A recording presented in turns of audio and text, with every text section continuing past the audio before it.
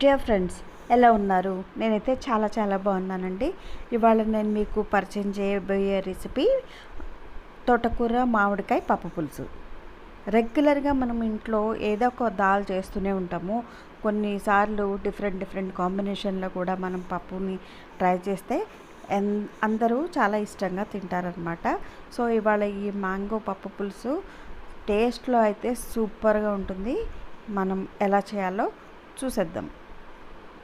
ఒక pressure cooker తీసుకొని దాంట్లో ఒక కప్పు కందిపప్పుని తీసుకొని బాగా వాష్ చేసి ప్రెషర్ కుక్కర్లో వేసుకున్నాను. అలాగే ఒక 6-7 గ్రీన్ చిల్లీస్ కూడా యాడ్ చేసేసాను. ఒక 5-6 తోటకూరని చిన్న ముక్కలుగా కట్ చేసుకుని బాగా వాష్ చేసుకుని ఈ కుక్కర్లో యాడ్ చేసేస్తున్నాను. 5-6 తోటకూర కట్టలు తీసుకున్నాను. ఒక ఫుల్ మ్యాంగో ఇందులో పడుతుంది. సో ఒక మ్యాంగో తీసుకొని పీల్ చేసేసి చిన్న ముక్కలుగా కట్ చేసుకుని తోటకూరలో మనం యాడ్ చేసుకుందాము. ఇంకా దీంట్లో చింతపండు వేయాల్సిన పని లేదు, పులుపుతో సరిపోతుంది. కొంచెం కరివేపాకు యాడ్ చేసి అలాగే కొంచెం పసుపు కూడా వేసేసుకుంటున్నాను. కుక్కర్ లిడ్ క్లోజ్ చేసేసి మనము 3 విజిల్స్ రానివ్వాలి. ఫస్ట్ విజిల్ వచ్చేసి హైలో ఉండాలి, తర్వాత నుంచి సిమ్లో 2 విజిల్స్ వస్తే సరిపోతుంది. బాగా కుక్ అయిపోతుంది.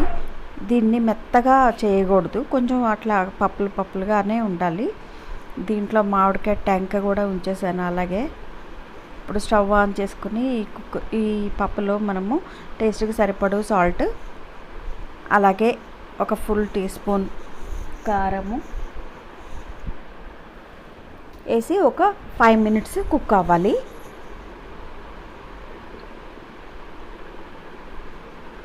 ఇంకా కొంచెం సేపు ఉడికిన తర్వాత ఇంకా దింపుతాము అనగా మనం ఒక ఫుల్ బంచ్ ఆఫ్ కొత్తిమీరని కూడా యాడ్ చేసుకోవాలి. కొత్తిమీర మంచిగా ఎక్కువ యాడ్ చేయండి, మంచి స్మెల్ వస్తూ ఉంటుంది. ఇంట్లో అయితే ఎప్పుడు కొత్తిమీరని ఎక్కువగా స్టాక్ పెట్టుకుంటూ ఉంటాను. ప్రతి రెసిపీలోనూ కొత్తిమీరని వాడతాను నేను. దానివల్లే కర్రీస్ చాలా టేస్టీగా ఉంటాయి. సో మీరు కూడా మిస్ చేయకండి కొత్తిమీరని ఎప్పుడు కూడా. అది టెంక కూడా బాగా ఉడికిపోయింది. ఇప్పుడు మనం దీంట్లోకి పోపు పెట్టేసుకుందాము. పోపులోకి మీకు తెలుసు కదా, ఒక 1/2 టీ స్పూన్ మెంతులు, పచ్చిశనగపప్పు, ఆవాలు, మిరపకాయలు, జీలకర్ర, అలాగే కొన్ని క్రష్డ్ గార్లిక్. మీకు గార్లిక్ కావాలంటే ఎక్కువ వేసుకోండి, లేదంటే ఇంగు కావాలంటే ఇంగు వేసుకోండి, మీ ఆప్షను.